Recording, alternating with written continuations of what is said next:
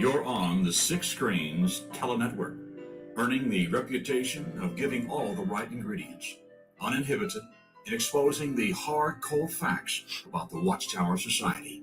And now, in Disney. Well, hello everyone, and welcome in to our premiere program tonight. We got a brand new program debuting tonight, The Outside Story. We have former Jehovah's Witness Fran and Joe out of New York. They've only been out for about a year now, but they have their own program here on the Six Screens, and tonight they're going to be interviewing a former elder. His name is Ken Mayo, also a former pioneer. So they're going to have this program tonight. So listen in intently. I'm sure you're going to hear some things that are going to be very, very fascinating and interesting. So let's bring on Fran and Joe, and let's bring on Ken. Hello, folks. Hello. Hello. There we are. Well, anyways, I'm looking forward to the program. I'm going to be here in the control room, and I'm listening in intently. We do have a lot of people listening in tonight on the telephone line. We got them listening on our Six Screens video suite, and YouTube has got a lot of people as well. So we're looking forward to the program. I'll step out and let you guys do your thing. Hey guys, good seeing you, man. You too, Ken. We got on. We're here, and let's just tell the story. Oh yeah. Yes. Oh yeah. So how do we know Ken? Well, this is the outside story, Ken, because you're outside, and so are we, I don't feel like I'm outside though. Well, it's a Maybe outside the organization, but well, that's it exactly, Ken. Exactly. You know, the nice thing about us leaving is that if you pursue to find, sounds different, but yeah. I guess somebody's trying to get in. But anyways, it's been a nice journey for me. I disassociated back in July of 2021. Okay.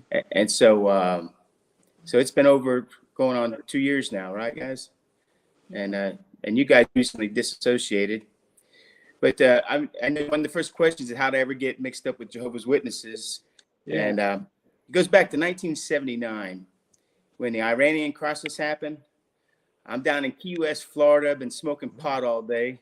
And I'm like, wow, man, what's going on in this world?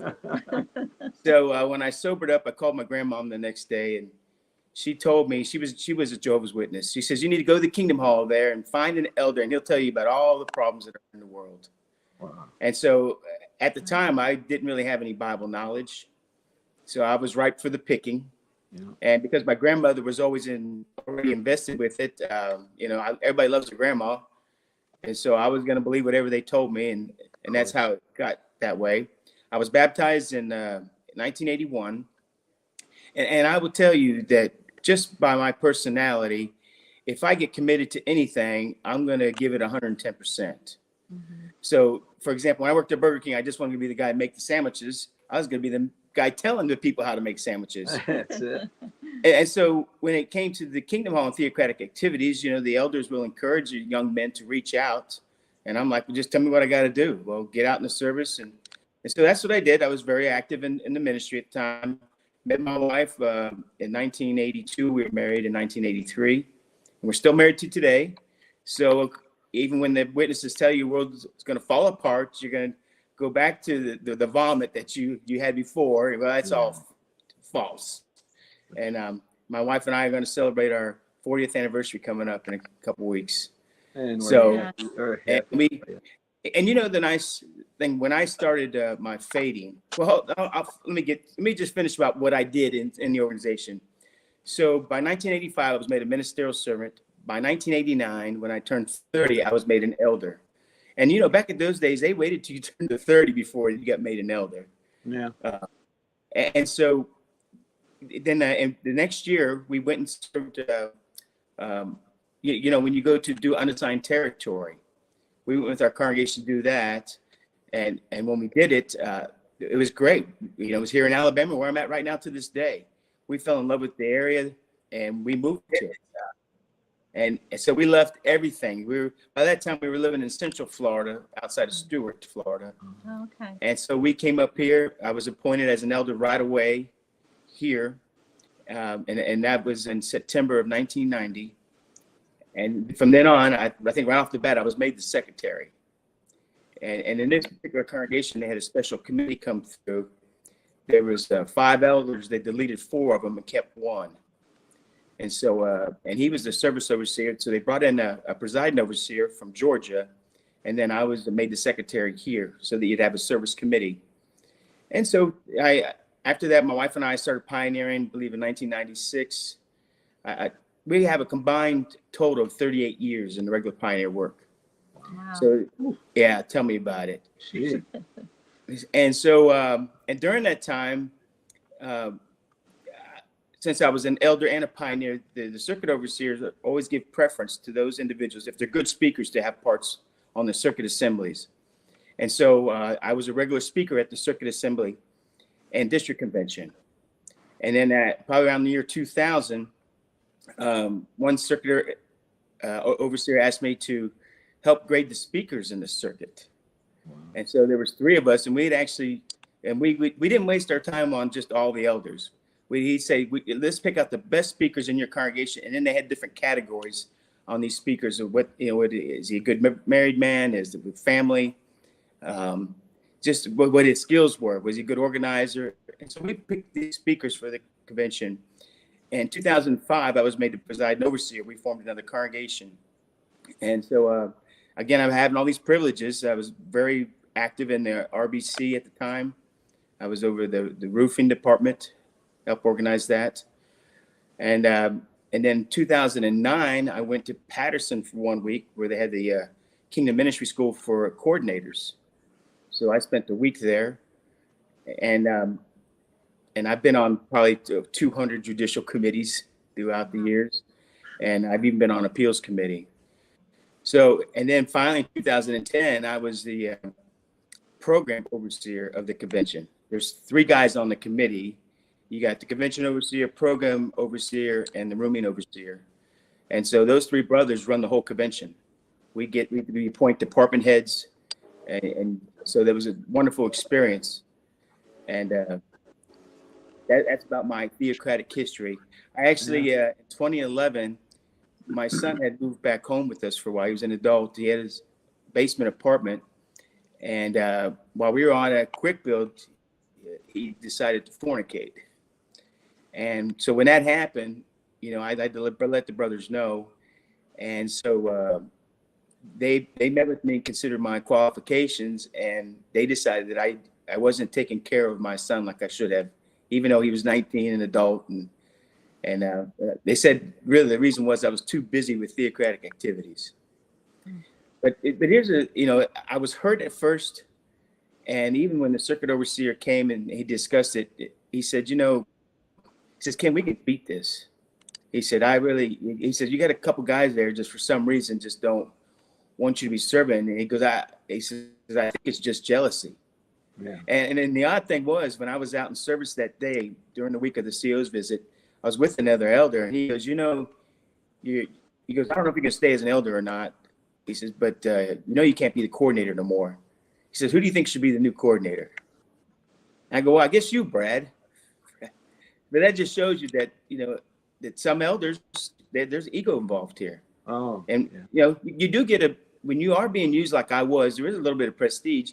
I never tried to let it go to my head. I looked at it as a privilege. Every time it's a privilege, it's a privilege. So anyways, the circuit overseer, I wanted to fight it. I said, I don't want to be on a team that doesn't want me. So anyway, so I just did that, and I stayed off for about 3 years. In 2014, they asked me if I would serve as a ministerial servant. And so I went ahead and did that again. And they want to make me an elder again. But by this time, with 2014 here, it was like the starting of the awakening process. Mm-hmm. First, in 2010 with the overlapping generations, that was a big hit. Mm-hmm. And I'm sitting there at the convention with my wife. Remember, I'm the program overseer. And I said, Data, I have no clue when the end's going to come. And so she looked at me and she goes, what's it going to take for you to stop going to the kingdom? I said, if I turn 60 in this system of things. Yeah. And then we looked at each other and laughed it off. So, but by 2014, here they're bragging about the 100 years of kingdom rule. And I'm going, why are y'all making a big deal about it when the kingdom hasn't started ruling yet? Because we still got the mess here on this planet. And so, and I'm like, goodness gracious, does that mean there's only 900 years left of this 1,000-year reign? It's not going good. And so then I started looking up other things, and little by little, I would try to dispute it, but I couldn't. And so by 2019, I turned 60, and it wasn't funny anymore. And I told my wife, I'm done. I told the brothers I want to stop serving. I made up some reasons. I said, I'm 60 and I don't have a retirement. And so I'm going to start doing things to help get my retirement. And in other words, I'm going to take on extra work. And I did. I had 3 jobs at one time. A school bus driver plus my own chemical business. And then I was working for the U.S. Census. So I really was physically working a lot of hours, probably 70, 80 hours a week at 60 years old, trying to make up for lost time. And I used all my vital energies promoting the organization and their propaganda, really, that they keep changing. and so that's how that transpired. And, my wife, she fought it at first because I would be looking at some websites and she would hear it. And then I just turn off the computer right away or shut it. Yeah. And, but then I said, honey, I was an elder. I was party to not reporting child abuse cases. I said, it sickens me now. And I told her names. And then she can't, I said, can you dispute it? She goes, no, I can't. She finally says, well, throws her hands up because when you walk off that cliff, I'm going to be holding your hand. And so she's been by my side ever since. That's beautiful. Yeah, so, one of the questions you asked me earlier, what have I learned that make me wiser for the future? And I guess I learned that to be your own man, don't let anybody tell you what to do. And I've talked to several women because I've done 4 videos with Wendy Renee, and you guys did one with her too.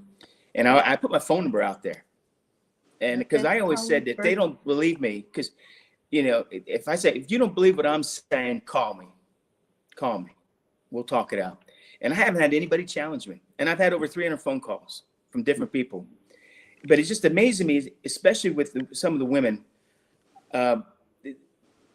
They seem subservient and they can't get that out of their head. They go, what do I do? I said, you got a brain. Think about it. Do your own research. I'm talking to a school teacher, okay? And up close to where you guys are in New York. And she said the same. I said, my goodness, you've been to college. And the amazing thing about her, she was studying for a law degree when she was going to college. And she began studying she came in contact with witnesses in her 4th year of college. And about 3 months in, her teacher said, we don't need any lawyers in the new world. So you're wasting your time. And she did have the smarts to go, I hate to throw the schooling away. Well, you need teachers in the new world. And so her teacher said, well, yeah, we will. She goes, well, then I'm going to finish my vocation and become a teacher. But I had to tell her, I said, now you were taught critical thinking. And critical thinking means you just don't take one source and call it the gospel or truth. You have to consider several sources. She's like, yeah, you're right. And I said, for example, 607 BCE, there's not one Bible scholar who backs up the Jehovah's Witness teaching about Jerusalem being destroyed in 607 BCE. And she goes, have you looked into it? And I said, well, no, I haven't. But since I got you on the phone, I'm going to Google it right now. And so when I Googled 607 BCE, Babylon destroys Jerusalem, it brought up an article from the University of North Carolina in 2019, where they sent 5 college professors over to Jerusalem, 5 learned men and women.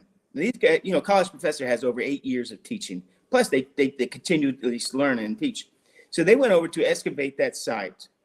Now, remember, among Jehovah's Witnesses, there are no Bible scholars. Right. There are people like you and me, and there's 8, 10 guys up there in New York just making decisions based on what they think it is or what God's Spirit reveals to them, that now they have new light, so that old light is wrong. and then they got to change it again and again and again.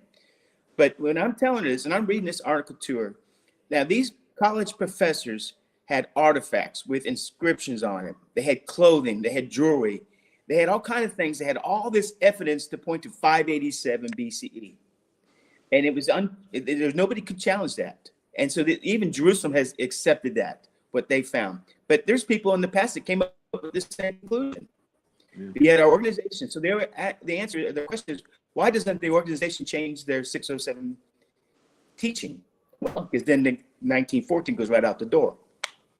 But the facts show that 1914 is wrong, because because the generation teaching gets expired by them, and they change the whole term of a generation. You guys, like you, are you grandparents?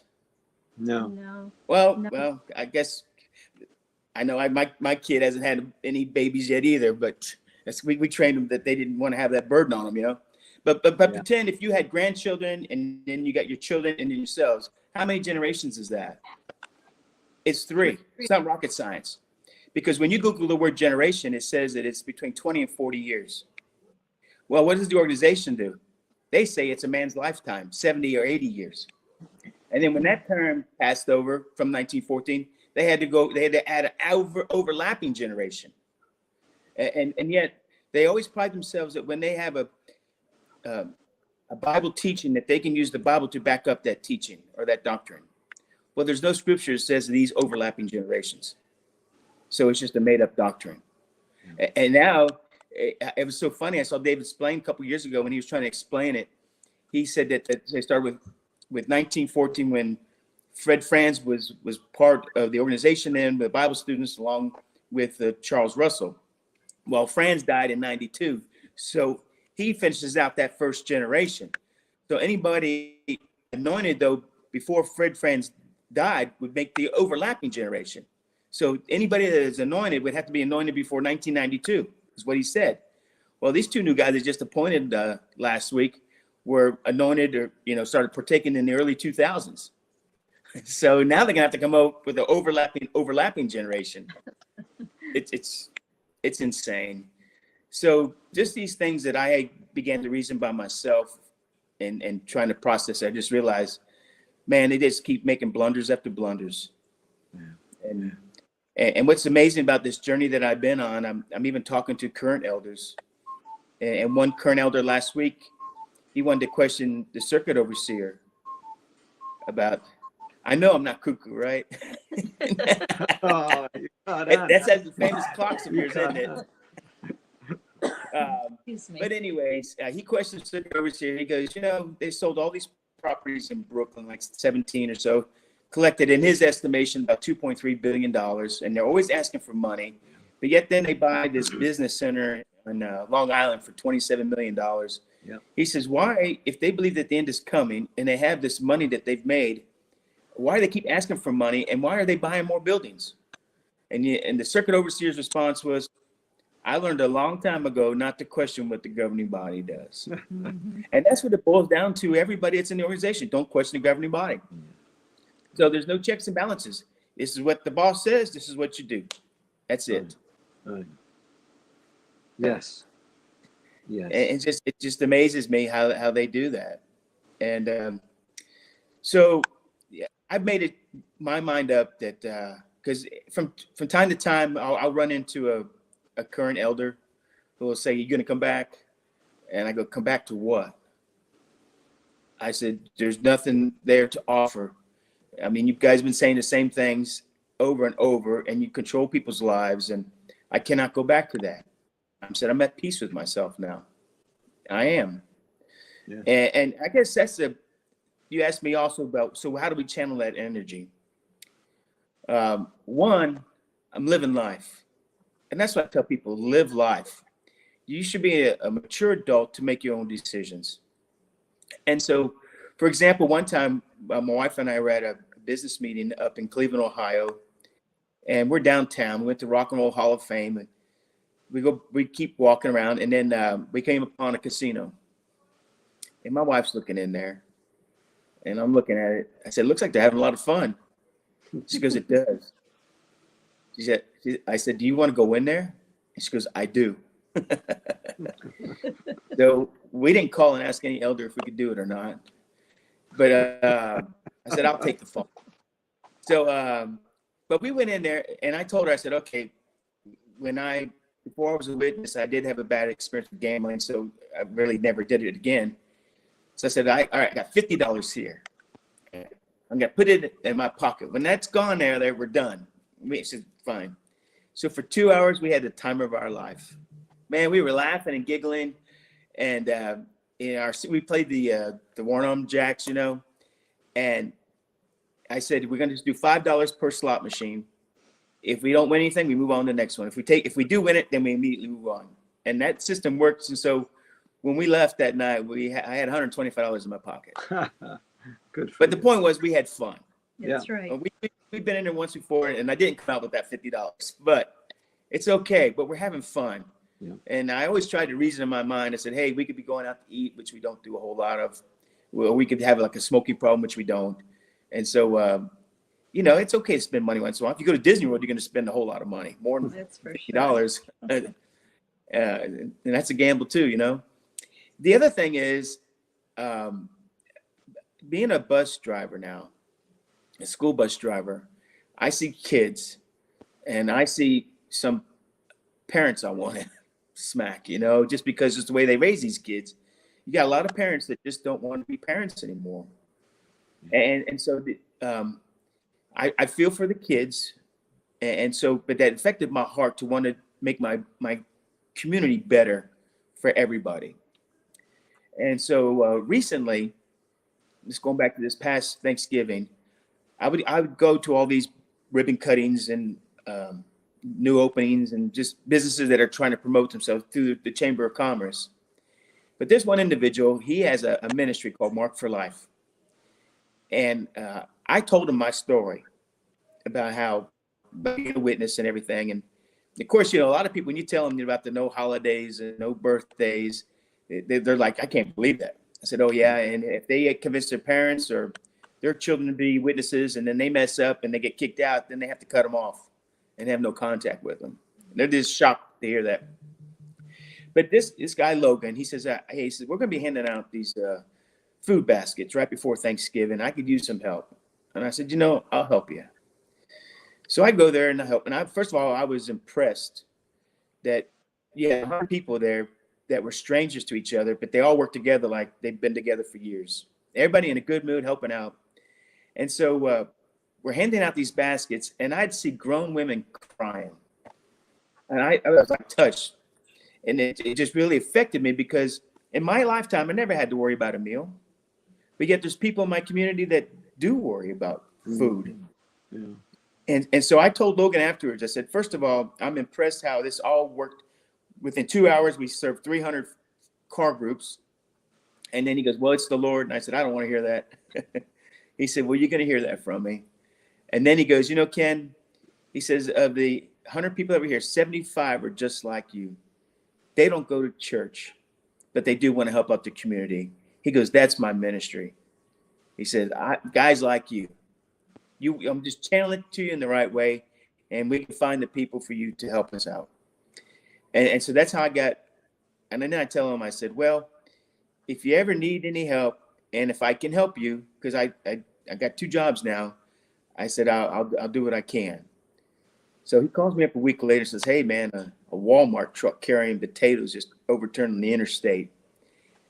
And they want to call in a cleaning crew because it would cost too much, but they will donate the potatoes to the community. So he says, you got a box truck, don't you? I said, yeah. He said, well, can we use it to pick up the potatoes? I said, sure. I thought I was just going to drop off my truck there and let his people fill it. But this 63-year-old guy is picking up 50-pound bags of potatoes and stacking them on a box truck. Oh my goodness. But that's okay. I didn't hurt as bad as I thought I was going to the next day. But him and I, we went out distributing these potatoes to some of the shelters in here, food banks. I know we went to one place they housed battered and abused women. I couldn't even tell you how to get there because it was a secret location. It was just out in the boonies here. But just to see these appreciative women, so thankful we're bringing this food product to them at no charge. And we deliver to the schools and So, I mean, it was a rewarding day. Then he calls me up 2 weeks later and says, "Hey, Foodland, the grocery store, is going to donate 400 jars of peanut butter." And he says, "Where are you?" I said, "I'm right next door." So we did that, and another thing that happened was some leftover Christmas meals.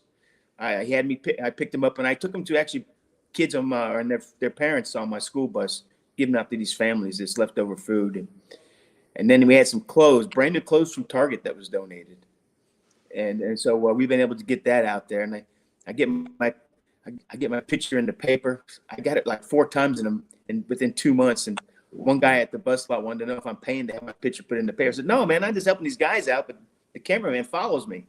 And so, yeah. And so I went to the police department and handed them 300 shirts. They were all the same color, button-up, nice collared shirts that they could use whenever they do events. So it's been a rewarding thing for me to do this, and there's going to be more.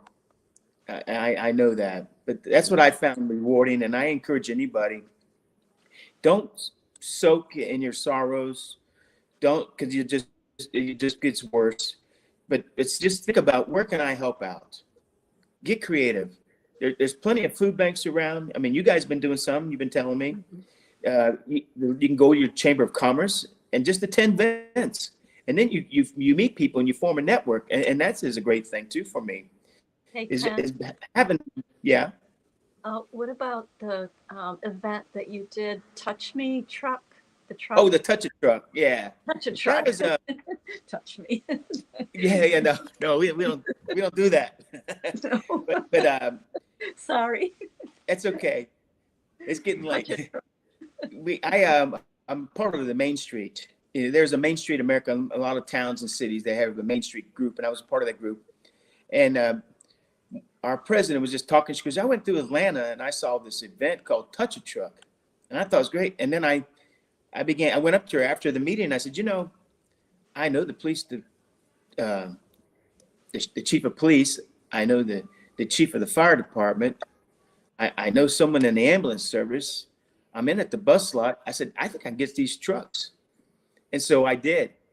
So we had an ambulance there. The police had several armored vehicles, which is kind of neat, military grade.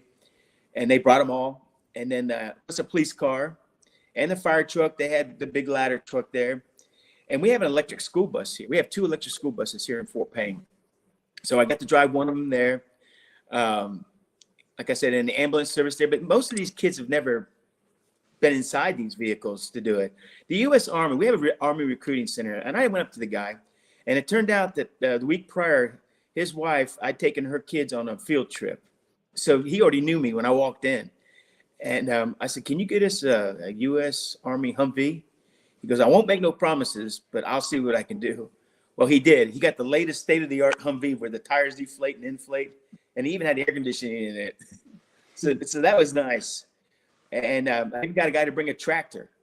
So, but it's a good event. It's a good family event, and you can get your pictures taken. And so we've made it an annual event here. And we do it at the farmer's market. And what it does, it brings a lot of eyes to the product downtown. So it's turned out to be a big success for us. That's great. And so, yeah. And I will tell you, I'm like an event organizer. If you have an idea and I can buy into it, we'll try to make it happen. So we did a Latino festival one time, and I needed about 50 volunteers, and I got them. It was just amazing, and it went off without a hitch. So, but I learned that from the conventions, to be honest with you. You get people who get people. Yeah. So that's a positive I got from being with the organization. I mean, and I tell people, I don't hate the witnesses. I don't hate the people. I really don't hate anybody. I just don't like how the organization tries to dictate to you how to live your life. Yeah. And really, when you have a doctrine such as blood that causes deaths, there was a big with a guy named Daniel Graves. He worked in the HLC department in Patterson, which means, all these HLC, these hospital liaison committees throughout the states, they call him for direction. And so he was just saying he only lasted 1 year. And he because he would get these letters from mothers who sacrificed their children to die without taking a blood transfusion. It tore him up. It tore him up. He told his wife he couldn't do this no more. And he even told, he says, I'm leaving. And he did leave June of 2021. And then he later disassociated himself. Yeah. But see, in his research, they would ask for clarity on the blood doctrine. He couldn't do it. He just says, well, this is what the governing body understanding is.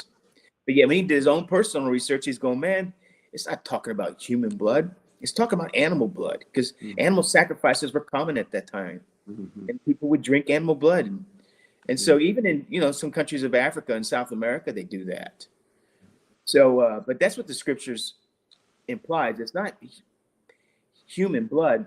But here you have these guys, probably just high school graduates up there in Upper New York, and they know nothing about health and science, and yet they're making these decisions about it. And you're supposed to accept it without question. It's really a horrible thing. So things like that, and like I said, the overlapping generations was another one for me. But the more you still see things, people kind of forget our history if they even look at it. I had one elder tell me, a former elder, he goes, you think about it, as elders, we did our studying. We really did, because we had to prepare talks and give talks all the time on a weekly basis. So when we really know the truth about the truth, but you try to tell the friends, they're just like puppets now. They're dumbed down. They're just used to listening and obeying. That's it. That's like the music or the song is, listen and obey. But us guys, we're like, I can't believe it. Back in 2010, when they came up with the overlapping, I had about 12 outlines. I had to destroy them all. They updated them all. And so all that research I put into it, I would get up there and I say, see, friends, and this would be like in the early 90s, I'd show them that May 15th, 1984 watchtower with all the old people on the front cover. And I say, you see this here? The organization has said that these people are going to live to see God's kingdom take over all the earth's affairs. And it's going to be within our 20th century, according to the 93 Awake magazine. It's right now, just a couple years away, we're going to see this happen. And so all of a sudden, after 2000, you're kind of eating all your words you've been doing, and then by 2020, then you got to destroy all the evidence, get rid of it all, and that's what they have done. Like they say, go to jw.org, to the online library. It's all been whitewashed. It's all been cleaned up, and you won't find most of the books where it really incriminate them. Just like the publication "Millions Now Living Will Never Die," they changed it to "Millions Now Living May Die or May Never Die." Just changed it. But I was looking at that booklet. You can look at it online because Harvard University has every book that they put out. But right in there, I believe it's on page 79, Rutherford, when he wrote that in 1921, he said that the earthly resurrection was going to begin in 1925. So, of course, when 25 comes, it doesn't happen. So then he updates it. It's going to be 2 more years in 1927. I'm so sure of it, we're going to build a house in San Diego called Beth's Room. Yeah. And that was in the Proclaimer's book, by the way. They admitted that. And so, but then that comes and goes. And so everybody's supposed to forget that these things happened. And then they said in 1935, when it was the revealing of the great crowd, that the anointed of the 140,000 had been sealed. But now they keep growing in numbers, so they're wrong again. And then they just try to say that the people that are partaking now are not all right in the head, that they have misconceived ideas from former religions. It just adds up and adds up. Just check the facts. But some people just want you to forget about all that. In fact, I'll even say, forget about all that. Just focus on serving Jehovah and Jesus. How can you forget about it when we based our whole life on it, like I did?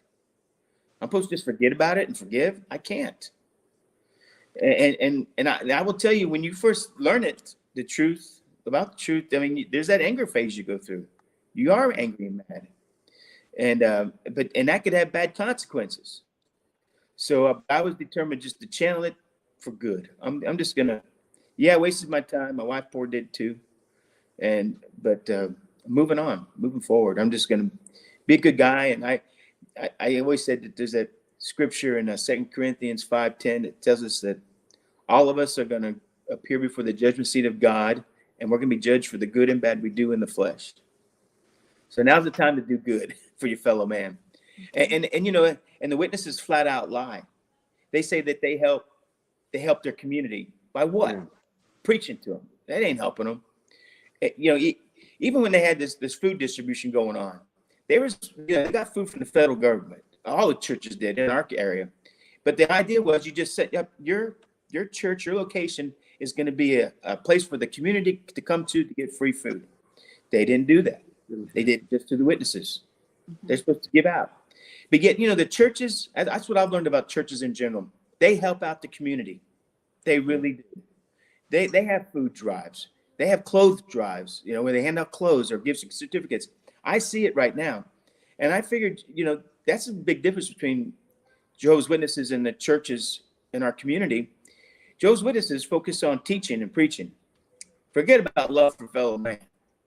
Whereas the other churches, they don't focus so much on the teaching and preaching, but they focus on the love for fellow man. And what did Jesus say would be the most outstanding quality of his disciples? Be love. That was it. So what love do Jehovah's Witnesses show to our fellow man? They don't. They don't. It comes with a precept. You got to accept the Bible study. Yeah. It comes with stipulations. You need to be studying with this.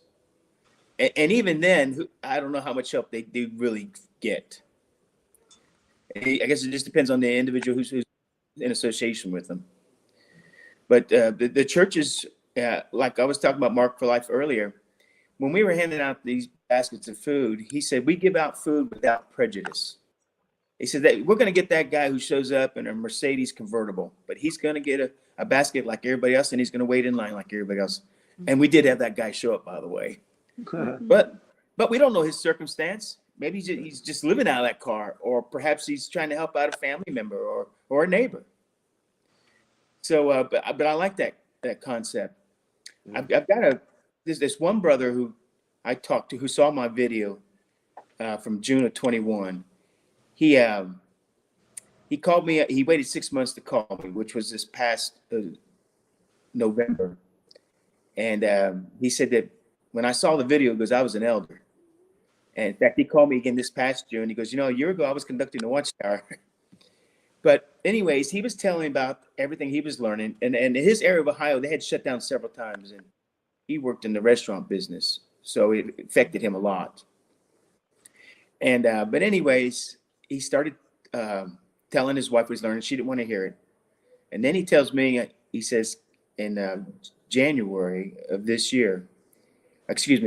last year, he says, I'm going to tell her everything. And I said, don't do it, man.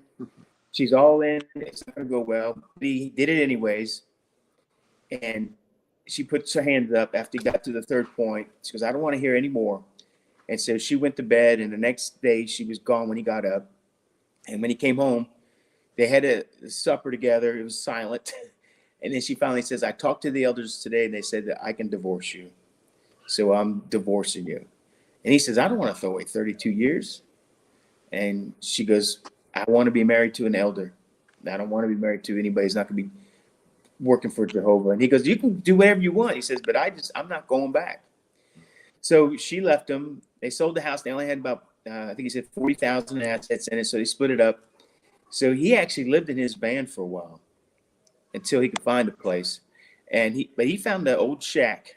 You know, me and you probably look at it, Joe, and say, just destroy the thing, put it down.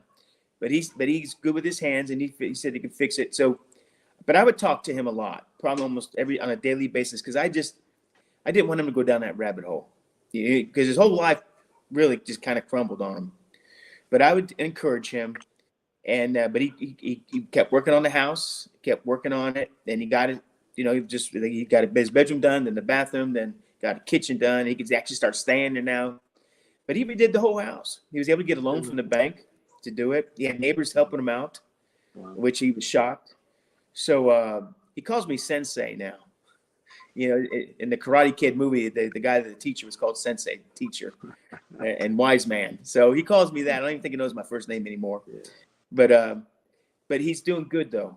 I'm proud of him, and I tell him that. He's moved on with his life. Yeah. And they did get divorced, you know. And so, and that's the way it is now. But he came with a cost. His kids cut him off because he's not going.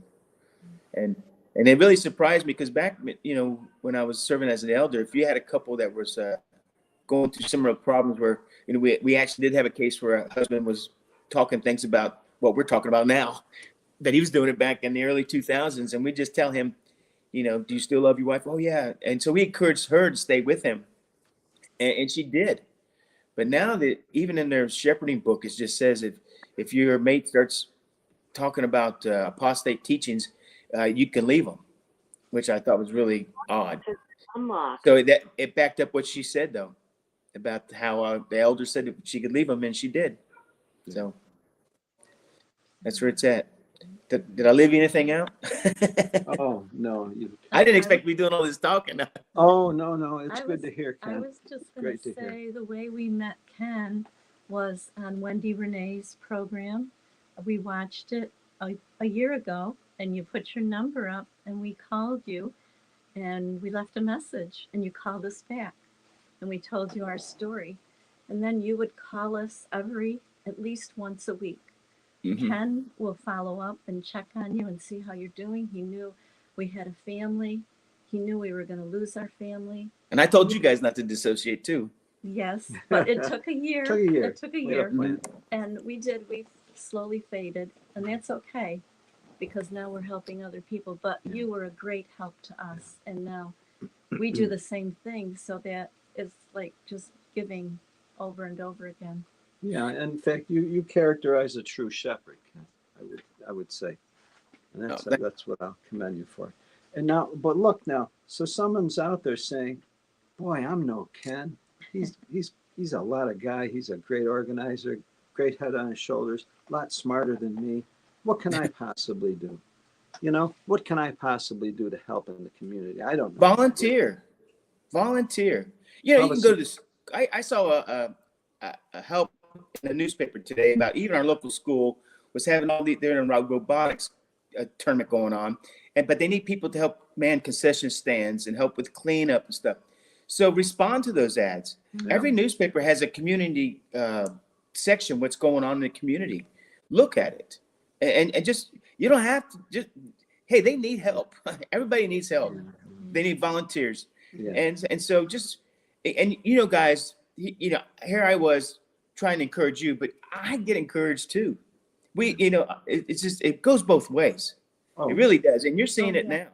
Yes, And it's fuel for me to keep doing it. Yeah, we're following in your footsteps, Ken, because then we got interviewed by Wendy, and now we got all these calls, and what we're doing is networking. So you networked me. You gave me 4 different ex-sisters, and I called them, and at least 2 of them I've been on a regular basis. And so now, with the people that contacted us, we're networking them and connecting them, and it's just working out wonderful. The relationships that the friends are developing are wonderful. They really are. Well, I'm going to tell you this now. At 2 people, you may know one of them. I think he called you last night. Did he mention my name? Yes. Okay. Well, I told him you guys are coming down here. And I told this other guy from Georgia, and the same thing. And he knows you guys too. He watched the video with Wendy. And anyways, the 3 of us are taking care of your lodging when you come to Fort Payne. Oh, dear. Thank you. Guys For the 3 days you're going to be here, we got it taken care of. Well, we were going to tell the folks about our road trip, and we're going to stop to see Ken. And before Ken, we've got a lunch date in Tennessee. I can't say with who, but then we've got to be in Fort Worth on April 1st for something else. And on April 2nd, You're on your world tour, in other words. yeah. Oh, Well, on it's a April whirlwind. 2nd, we want to know if there's anyone in either Fort Worth or where Gail is in Houston to have a meetup on April 2nd. So if anybody wants to let us know about that. But yeah, we're going to spend 3 days down with Ken and his wife, and we're looking forward to that. Let the good times roll. That's right. Oh, dear. If I tell people, Got it all mapped out.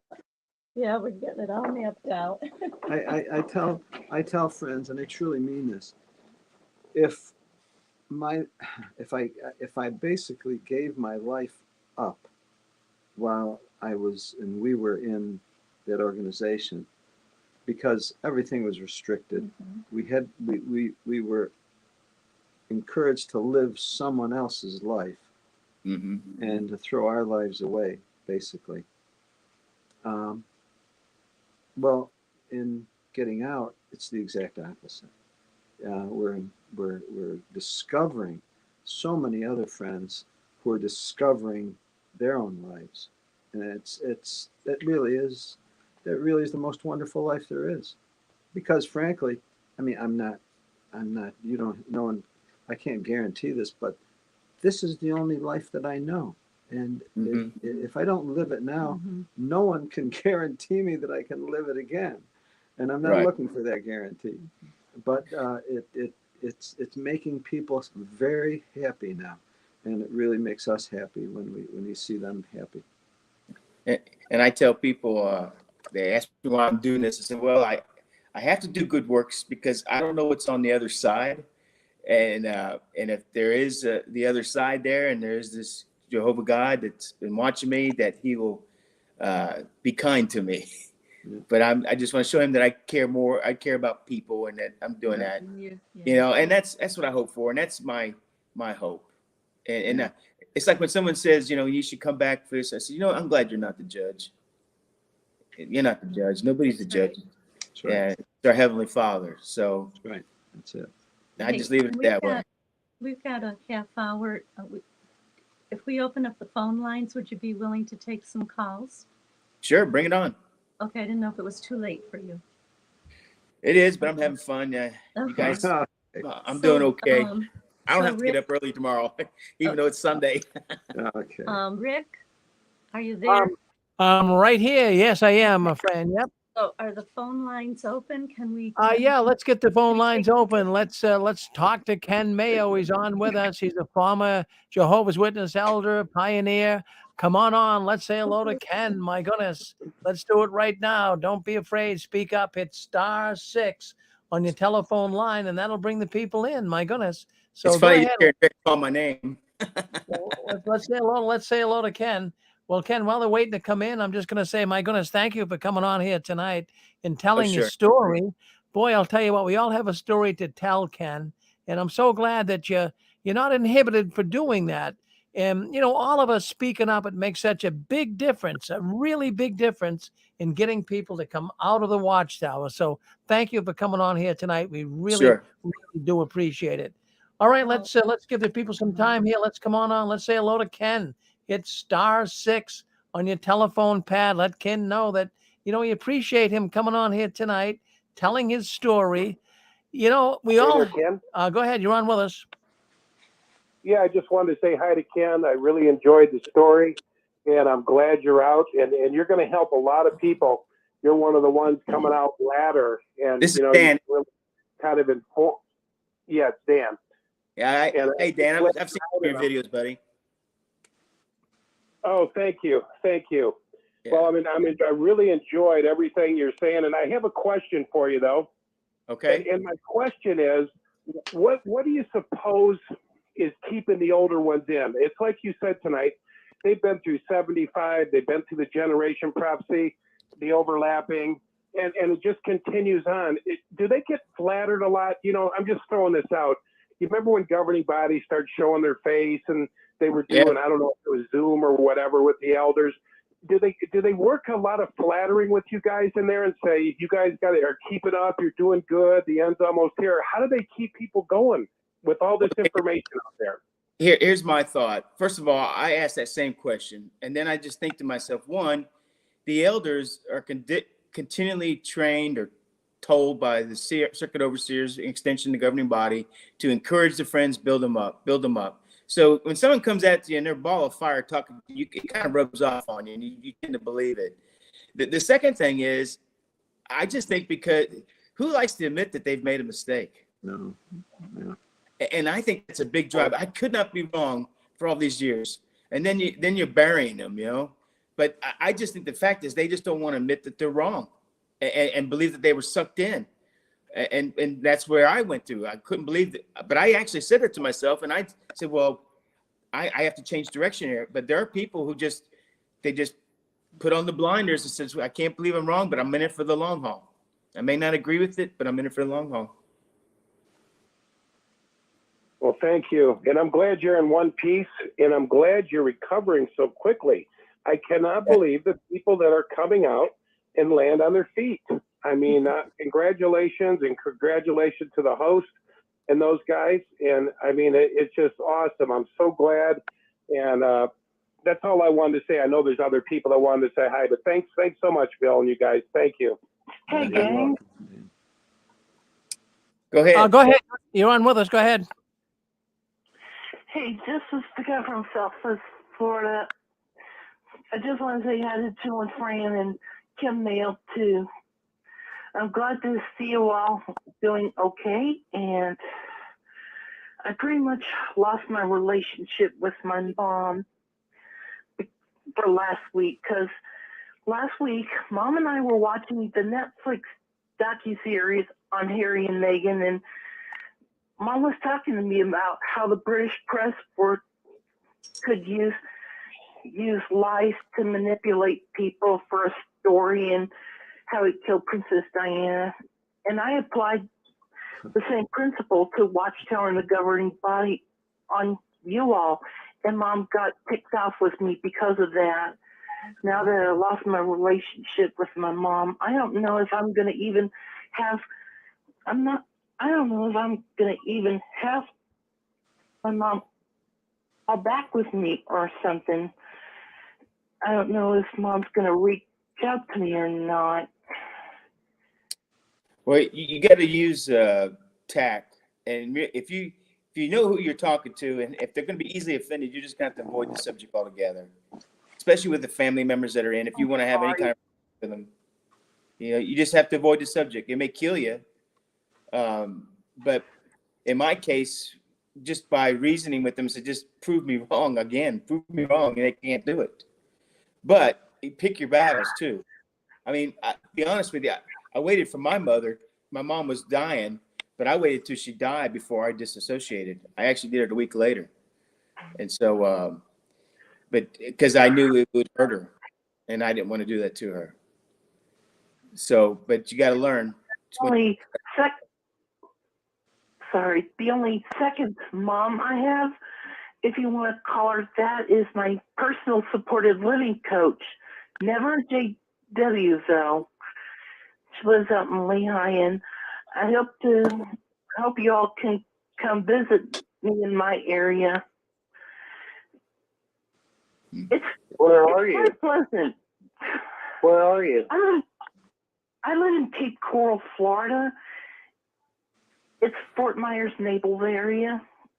If there's anyone there, go visit her. She sounds like she's getting her feelings hurt real bad. Yeah, I have a tendency to hurt. I can hear it in your voice. Feelings. I have a tendency to hurt other people's feelings. Yeah. Well, we know you don't mean to. That's what the truth does. Hey, Guy, Guy, that's good knowing you. I'm glad you spoke up here tonight. That's good. And we feel bad for you. And hopefully things will work out between you and your mother. But thank you for coming on. Well, if there's anyone there next to her, go see her. Yeah.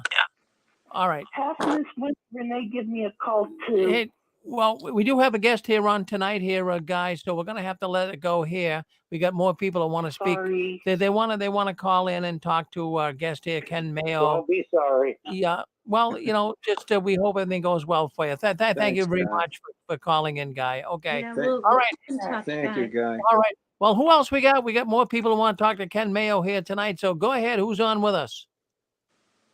Hello. Go ahead.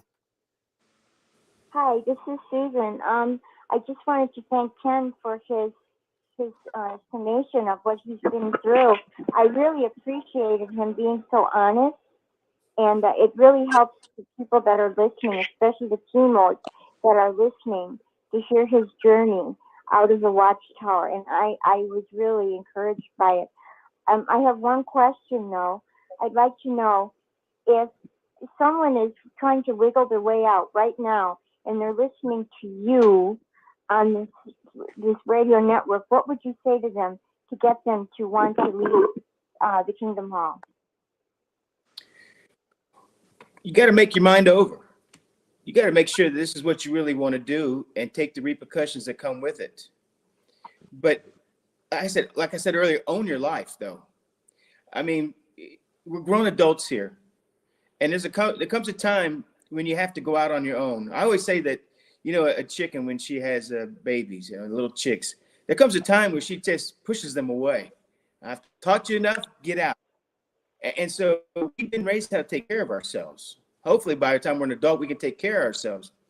But what I did before I fully broke away, I was forming friendships and connection with those in my community. The first person I started talking to was a police officer. This is back in 2017. And he actually knew him because he would direct traffic at school. And I'd say hi. I ran into him at Lowe's. And then he said, hey, do you have any extra work that I could do? And I just happened to have some work that I needed done. And so we became friends. And then I said, hey, let's go out to eat breakfast once a week together. And so that's what we did. To this day, we're still going out once a week to have breakfast together. And so we go, we like Crystal's. And you may not know what Crystal is. It's a fast food restaurant. But there was a girl at the store who was in a horrible accident, in a car accident, and her mom died in the car accident. And the girl herself, her and her son, were airlifted to Chattanooga with multiple injuries. Well, of course, we were devastated by it because this girl, she'd make our breakfast for us. And I've got to be a little different. If I get a BLT, I'd like a fried egg on it for breakfast. And that's my breakfast. And so, but a lot of times when you deviate from the menu, people kind of roll their eyes at you. But she never did that. But so when that happened, we both looked at each other. What can we do for her? And I said, the only thing I know how to do is wash cars. I said, I got all the supplies to clean cars. That's what I do. I sell car wash and cleanup supplies. So he said, well, between you and me, let's just make it happen. And we did. And it was on a Saturday. I thought if we raised $500 that I'd be very happy. Well, we raised $2,200 that day. Wow. When I got home, I cried like a baby. I couldn't believe it. I just couldn't believe it. But that helped me to have some self-worth that you surround yourself with good people, you can do good things. And that was good. And I've already done another car wash too. But here's the kicker was I remember a brother, like elder, my group overseer, came up to me and goes, because we were, again, our famous newspaper had pictures and had me with that police officer washing cars. And he going, what's going on now with this police officer that you've been hanging out with a lot? And I said, well, we formed a kind of a friendship because you're getting too close to the world right now. And of course, I'm telling my mind, it's just get out of my life. That's what I'm saying. And so, but now they came out, you may not know this, within the past year, they're telling the elders to have an elder or ministerial servants to develop a rapport with your local law enforcement agency. Yeah, and I'm like, I did that 5 years ago. Yeah. And so, and it is, I mentioned earlier about the toucher truck. I told you, I got the police chief's phone number. I got the fire chief's phone number. I got the mayors and all the city councils. So but this is because I've been involved with the community and I can help out too. And that's what I tell you, you just got to find those right people. But if you're a local business owner, get involved with the chamber, because at these events, you do get the peoples, the movers and the shakers in the community. The mayor does come to these ribbon cuttings and activities, and the council does too. So you get to meet these people, and it just opens up a whole new avenue for a network of people. So that's what I said, form a network of new people. But you're gonna have to take the initiative, just like in anything. You're gonna have to do it on your own, but it's out there, and the three of us are proof of that. Yeah, nice, very nice. Hey, Ken. Yes. This is Debbie Moore. I am from South Haven, Mississippi. I live in Nebraska, and I want to move back. Okay. But I just wanted to tell you, I think what you're doing is fantastic. And for anybody depressed, I think you're setting a great example, because sometimes the best thing you can do for yourself is to do something for somebody else. Exactly. And I just think and I really, really appreciate your story and your example. And I appreciate that Joe and Fran have you on there tonight, because it's very, very encouraging. And sometimes it's a little harder than others, but you can start networking. And it's not always easy, but it gets easier with time. And Joe and Fran, I love your show, and I love y'all too. You too. You too, Debbie. We love you. You know, I had another experience. I helped out this girl who was in a horrible accident, teenager. I mean, she'd get on my bus every day and say hi to me and talk to me, which is unusual for, you know, teenagers in general. But she would do that. And then, but in her senior year, she gets on my bus and she has this sad face on. I said, "What's the matter?" She goes, "I was in a horrible accident over the summer and I killed somebody. The mother wasn't seatbelted in and she went through the windshield, head-on collision." And I'm driving and I'm like, "My God, what do I say now?" And I said, "Well, you can't change the past, but you can make a difference for the future." And she said, "How so?" I said, "Get a job where you can save lives, like being a nurse." And so the next day she gets on the bus and says, "Mr. Mayo, I talked to my mom and I'm going to be a nurse." Wow. And I said, "Well," I said, "this is time now. You got to be getting grants, scholarships." And by the end of the year, she raised $12,000 towards her college education. Wow. Oh my goodness. And so, and then I called her mom up and said, "Listen, I need some help at the shop." And to me, her education is very important. I'm flexible. Her schoolwork is more important. She can work whenever she wants to. The work will always be there. And one day when she was working there, I had this customer come up and he asked me who she was. And I told her about her story. He had just bought a car at the auction, an old 1996 Nissan Maxima. And he was showing it to me how the back seat was immaculate. Just the kind of car you guys would like. And the trunk had never been used. The engine still looked brand new. And it was a pull behind on a camper. And the sun had beat it up and they wanted to get a new vehicle. And so he sees her there and he goes, "You're going to buy this car for her?" I said, "No, I'm not." He says, "Yes, you are." And you got to know this guy. He's such a kind, gentle man. And he almost like he was adamant that I was going to buy it. He says, "What's wrong with you if you can't be helping out this young girl who needs help?" And I said, "Okay, I'll get it." I did. So I called the mom and I said, "Listen, it was $2,500. I actually got a bank loan on it." And I said, "Hey, this is not a gift, but this is just to help Brittany get to school." And so when I said, "I'll just take the money out of her paycheck each week." So, but when Brittany got down to $1,000, I handed her the title. I said, "All along I was going to help you, but I want you to see the value of paying bills." So now my mom's in the hospital. Okay. Guess who the treating nurse is? Wow. That's Brittany. Comes around. So yeah, I can't emphasize enough. Just get involved. Things will turn out for you. And you're like, it's amazing how things happen. So true. Yes, that's beautiful. So true. Yeah. Yeah, it's beautiful that you're putting to use. It makes you want to cry, don't it, Fran? I know. It's beautiful that you're putting to use everything that the society taught you, but for good. It really, and we can all they do just that. went like who I'm helping out. That's all. We can all do that. You know, if anyone notices, the name of our program is The Outside Story. If anybody watches the Gilead program or remembers when they would interview the couple on the couch, and in the back behind the couch, there's a sign and it says The Inside Story.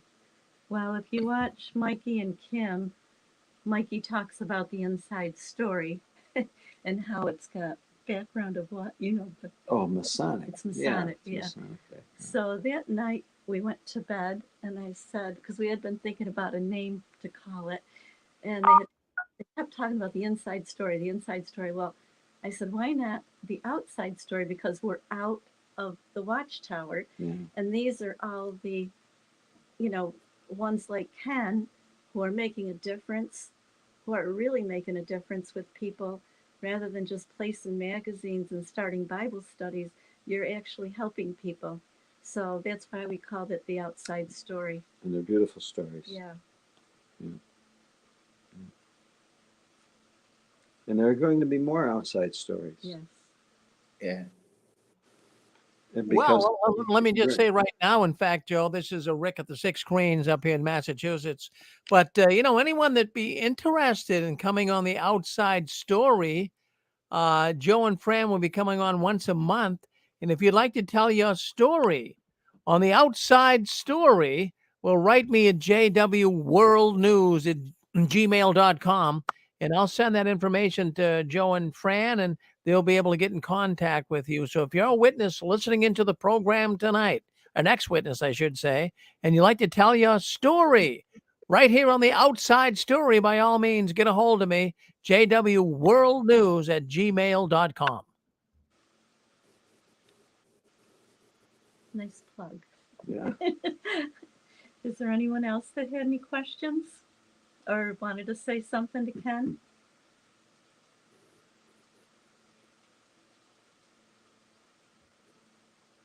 Just hit *6 on your telephone pad if you like. We got Ken Mayo. He's a former Jehovah's Witness, pioneer, elder. I mean, you want to talk about a guy that really was beat up by the Watchtower. I mean, they really did a job on him at one point, I'm sure, as he was talking about tonight. But he's on with us here tonight. And, I got a thought for Ken, too, that, Ken, I mean, you really would have been exemplary in the organization.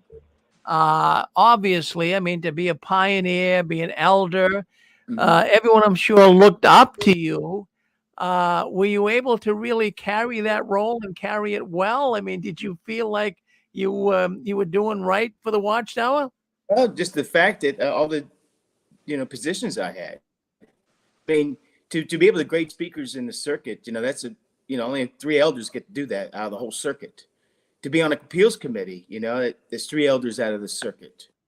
So I've done that, and just by all the privileges I did have, being a program overseer at a district convention, over thousands of people in attendance, and in that position too, I had a copy of every outline that was going to be given, and that was fascinating. I really didn't go through it all, because whenever the convention overseer always has a guy assigned to follow the outline when they're being given from the platform. But I had a process in that, and my responsibility was whatever went on the stage and came off the stage. So, yeah, I was that guy, Rick. I was that guy. Oh yeah, I was that soldier. Oh yeah, you must have walked around like, "Hey man, I'm here." I mean, I know you I probably didn't do that. but no, but I mean, we all as witnesses can seriously, even myself, at times you really thought that we were hot shots. I mean, I didn't walk around with my nose up in the air, but when I would go out in service, and I remember them saying from the platform, now when you guys go out in service, don't you be afraid one bit. There's nobody out there that can contradict what we're saying. We have the truth. I don't care if you run into a born-again Christian, a pastor, a theologian. Don't you worry, Jehovah's on your side. So we would walk around with, our nose in the air. And I did. I mean, I wasn't conceited, but I thought, man, I knew it all. I can defend myself. I don't care who I talk to. But, the Watchtower, they kind of drove that into us so that we really felt like we were a little elitist at times, Mm-hmm. Yeah, but I wasn't that guy. Yeah. Okay. Well, I'll tell you what. No, yeah. Go ahead. You're on with us. I just want to say to Ken, it's such a beautiful thing that the Watchtower did not destroy your heart. I mean, you were in there a servant for all those years, an elder, pioneer, and you came out and you started serving again. And I'm just blown away. I'm just sitting here like, how did you you just came out, you love people, and it just freaks me out to think someone like, Toni Morris wishes we were dead. The leadership of an organization, one of God's children, all of us. And for a man that's a leadership in a high position like that, to wish a man like you, me, were dead because we left, it blows me away, because you've obviously got a beautiful heart. You hear it over and over, what you do. You care about people. You love people. It's so beautiful. I just wanted to say that, Ken. Thank you. Well, thank you. And I will say one thing, Dan, when I did begin serving again, I did have a whole new perspective of the friend, and I actually reached out to the elderly ones. I'd actually go sit down with them and talk to them before and after the meetings. I just enjoyed that. And so that changed in that part. And I guess before, whenever I had like little get-togethers at my house, I would just invite fellow elders, servants. But then after that, I had over the lowly ones, you could say, the outcasts. So those on the outside, you know. And but I found it more fun that way because they could let down their hair and I could let down mine too. So that's how that went. You know, I think it's a good example. You coming out of there and getting busy right away, just doing the charitable things. It's almost like God just drew you right into, you know, serving and using your truck to help people. And it just goes to show, like you said, you don't have to be a victim. You don't have to say, this is the end of my life. Watchtower screwed me.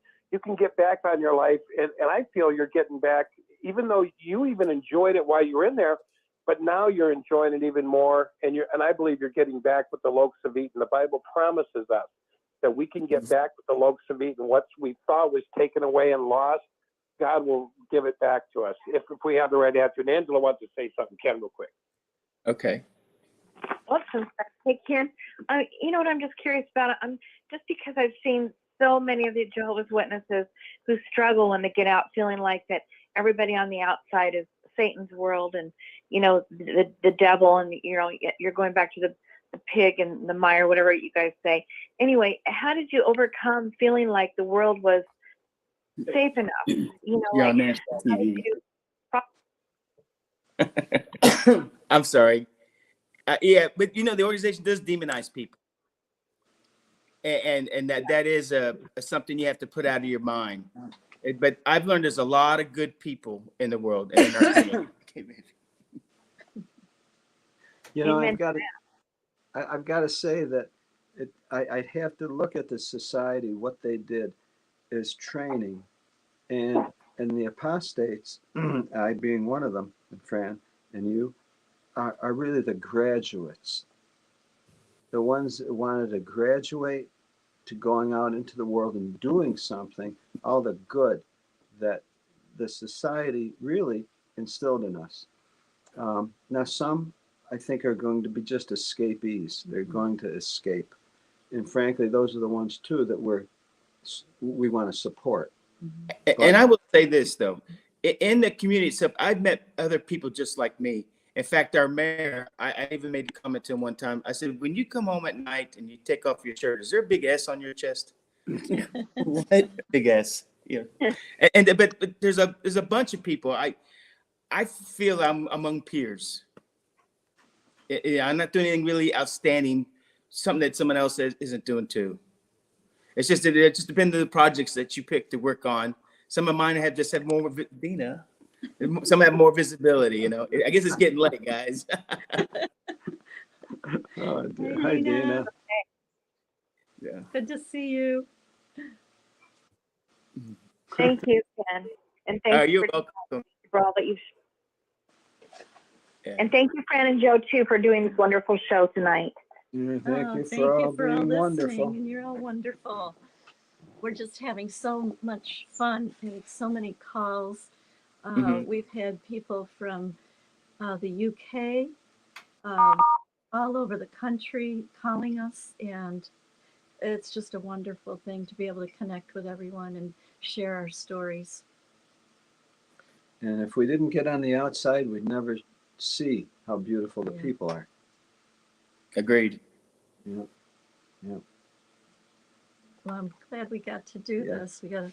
Thank you, Ken. I think another gale is coming on at 11 o'clock. Yeah, thank you, Ken. It was really. How much time we got left? Are we done? Or? About 4 minutes. Yeah. Oh, okay. You know, I was just thinking about some of the experiences I had as an elder.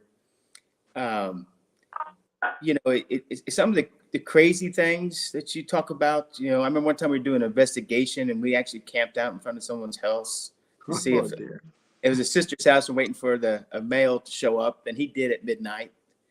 So we had the goods on her. It's the crazy stories. I remember one time there was this woman that me and at the time, I think I was the secretary, he was the presiding overseer. We were just out in door-to-door ministry, and we noticed that there was a strange car at this sister's house. So we knocked on the door, and it was about 10 in the morning. She opens up, and she's in her like a nightgown, and this guy's voice says, "Who's at the door?" And she wasn't married. They're like, "Oh, okay." And so the presiding overseer, he was older than me, and he was actually one that kind of mentored me and taught me everything. He goes, "Are you fornicating?" Just like that.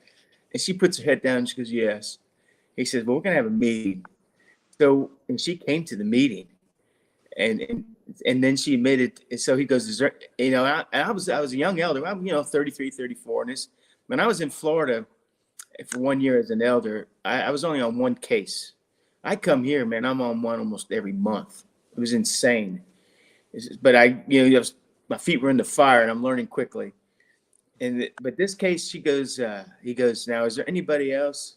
And she goes, "Well, there was this used car salesman one night." I'm like, "Really?" And then he goes, "Anybody else?" She goes, "Well, I went to a family reunion. My cousin and I hooked up." And I was just like, goodness. It's just crazy how these stories come out. You can't make them up. And you wonder something that when I was all in, I was all in. And I was a Boy Scout, and I made sure I walked the line, and I just didn't, I didn't do wrong. But yet, so you meet these people that they have one kind of attitude at the Kingdom Hall, but then in their way, they're living a double life. And I just couldn't understand that concept.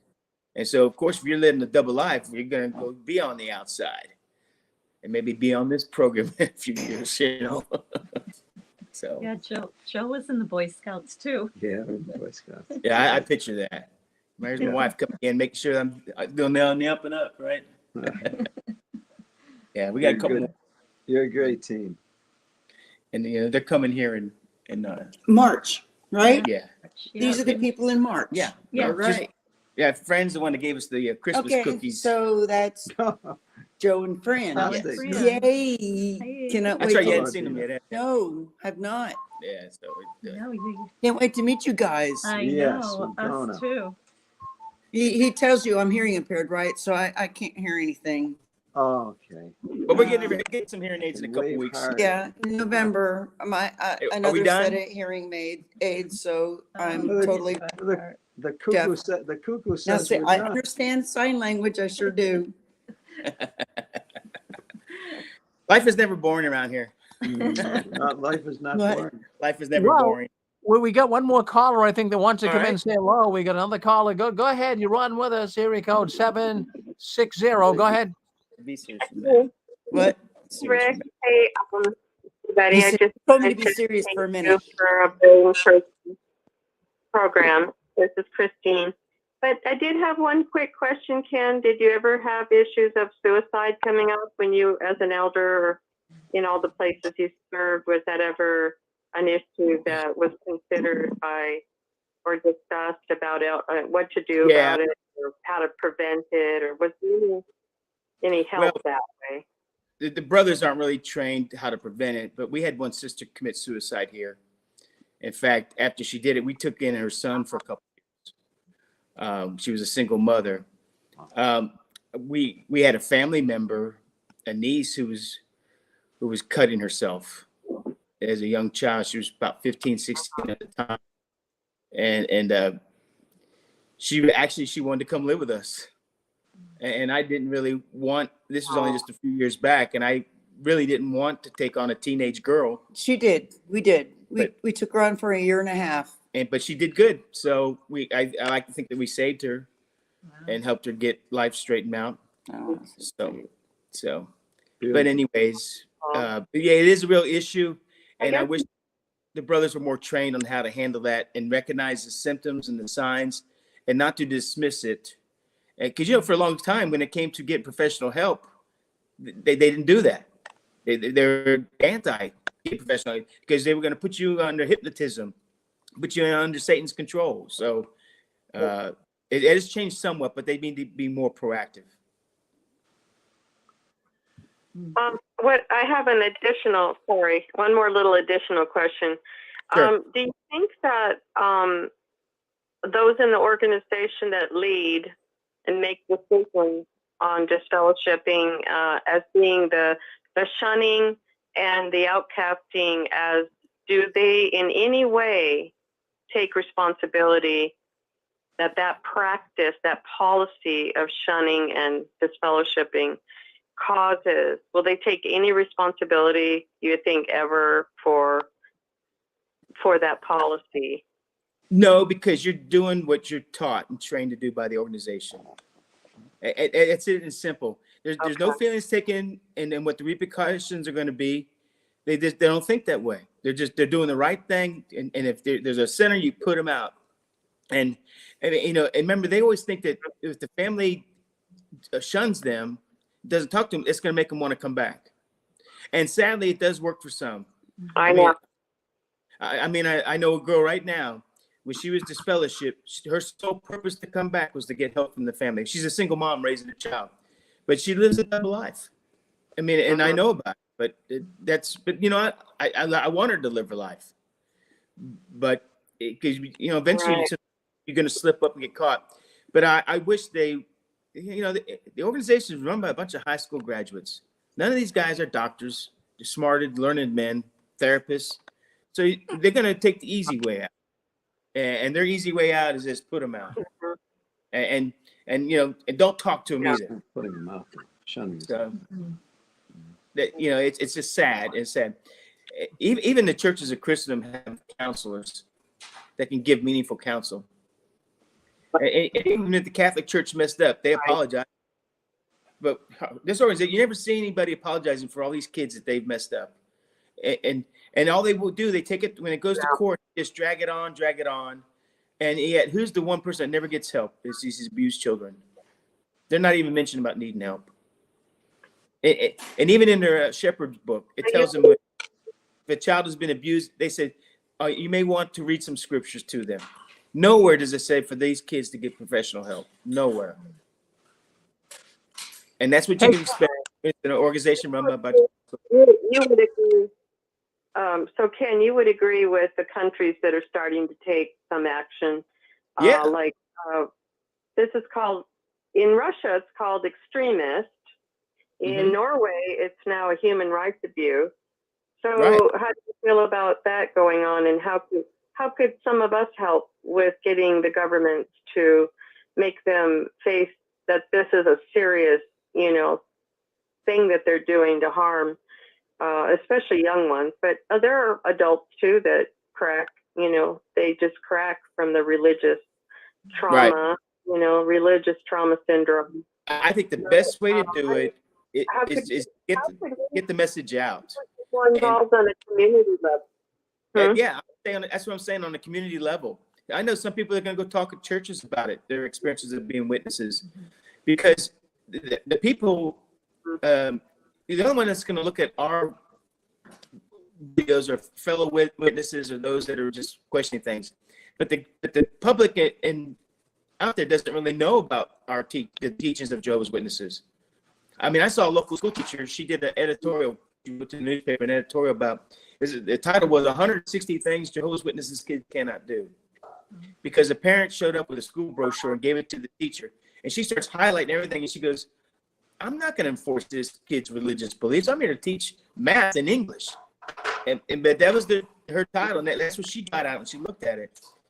So we have to educate the community. And I do that when I meet with them. I said, "Hey, I used to be a Jehovah's Witness, and I left." And when you start telling them, "Oh my God," and I said, "But there's a seedier side, is when there are child abuse molestations in the congregation, and it goes unreported to the police."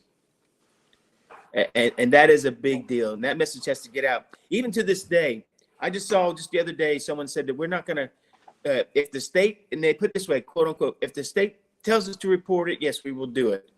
Well, what about states that don't require it? Nowhere are they told to go to the police in their shepherd book on these cases. Nowhere are they told to go to the police. Hey Ken, this is Rick Farron here in Massachusetts at the control panel. That's nice to see your wife coming in. Can she say Yeah. hello? What's her name? Come on in. Say Uh, hello. she's she's back making something for tomorrow morning. Is she But bashful? hey, Yeah. not right now. Hey, Dina, Yeah. you want to come say hi? Get ready to Dina, close the thing. come on in, Dina. Say hello to the audience. I see Yeah. you popping in there, my Dina. Well, Hey, Dina, so Dina, let me just say, were you a Jehovah's Witness as well at one time? yeah. Yeah, she was my pioneer partner for. Oh, Is that right? she did 24 straight years of pioneer, and I did 14. Well, Dina, And thank I you. finally dragged him on board. Yeah. Stupid me. Well, you got a good husband there. You guys are a nice couple. And then thank you for coming on here tonight and letting us. It's always good to see a husband and wife together like that. yeah, Thank, well, thank, thank you, she's Dina, for still coming. she's still officially a witness. So I'm still officially brainwashed by Ken. Is that right? that's a good way, though. All right. Well, thank you, Dina. Thank you for coming on and You're letting us. welcome. Let us see us. Yeah, that's nice.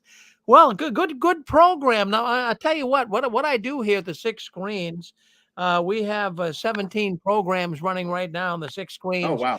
on the network. So what I do here is I look at what we call retention rate. And tonight I'm going to give you guys an A. I'm going to give you an A. You had Me. yeah, We got an A all because of me, right? I think so, Dina. Yeah, but Mwah. we're gonna give you an A for, well, first of all, what I look for is people that were listening in the beginning and listening to the very end. So that looks very, very good. The chart here that I have in front of me shows that people didn't drop off. So that shows me that people were very interested in the program and what you guys had to say. And Dina, of course, made the whole program here tonight as well. I mean, when she when she when she come in, the ratings went way up. I Yeah, saw it's comic relief, you know.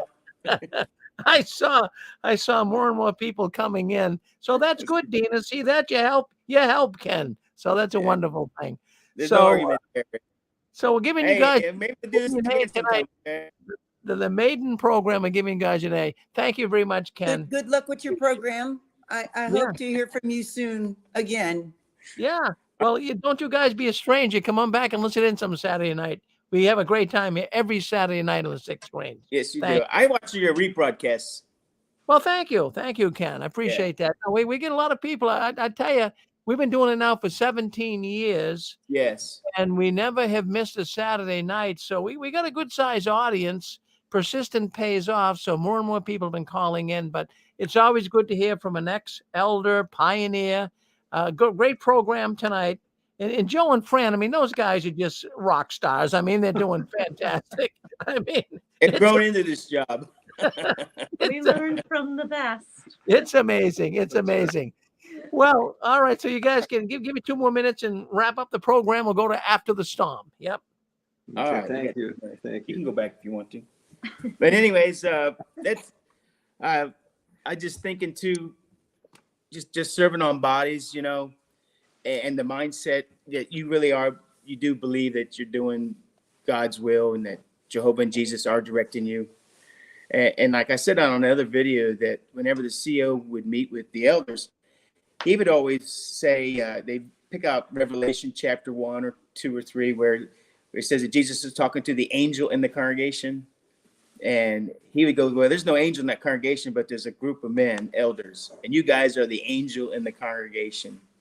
So when that is said, that puffs up these elders. And that's why Rick was talking a little bit about having some kind of a air about them.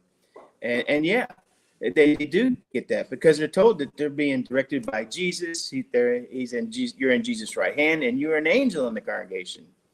So you could see why some elders develop this superior attitude and act the way they do. Yeah. Well, So yeah. Well, I'm very thankful that you took it spiritually. Correct. You took that command spiritually, as opposed to the way they took it. And you're doing Right. you're doing just that, and you're an example for others, and that's something that we all need to continue to follow. It truly is. There is life after Watchtower, and I'm proof of it. And Yep. so is she. Yeah. Yeah. Sorry, I'm Thank you. getting old. Thank you, guys. Thank you, guys. Okay. All right, guys. I guess we'll see you later then. Yep. Yes. Yep. We'll see you All soon. right. See I'm you on out. the other side. Love Good you guys. night. Love you. Love Thank you. you. Well, we thank you guys very much. Joe and Fran, you did a great job tonight. We're glad to have Ken on. And it's wonderful that you guys can do it. Thank you very much for having your program tonight, The Outside Story. We love the name. Keep cranking away at it. Don't you guys ever give in, up, or out. We'll see you guys in a while. Thank you very much, Joe and Fran. Thank you, All Rick. Thank you, Rick. Well, there you go. My goodness. Well, there they are. Well, thank you guys for wanting to come in here tonight. We had a great program tonight. Really, really good. And we've got Gail coming up next here on the 6th screen, so don't go anywhere. We have her coming in from Houston, Texas, and she's going to be doing a program after the storm. So we're going to end this broadcast here right now, and we'll be going to After the Storm here very, very shortly. Thank you for coming in, and thank you for all you guys that commented tonight. We really appreciate it. And those also on YouTube that are chatting in there tonight, thank you for doing that.